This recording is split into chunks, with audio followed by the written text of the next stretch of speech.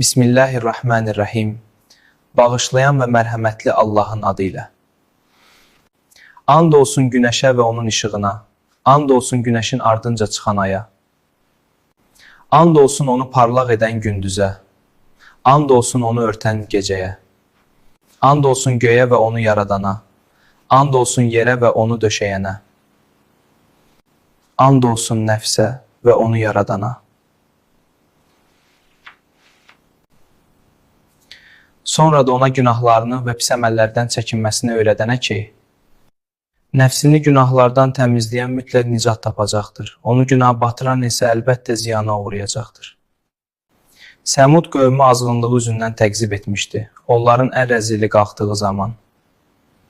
Allahın Peyğəmbəri onlara belə demişdi. Allahın bu dişi dəvəsinə toxunmayın, onun su içməsinə mane olmayın. Onlar Salihi yalancı saydılar və onun dəvəsini tutub kəsdilər.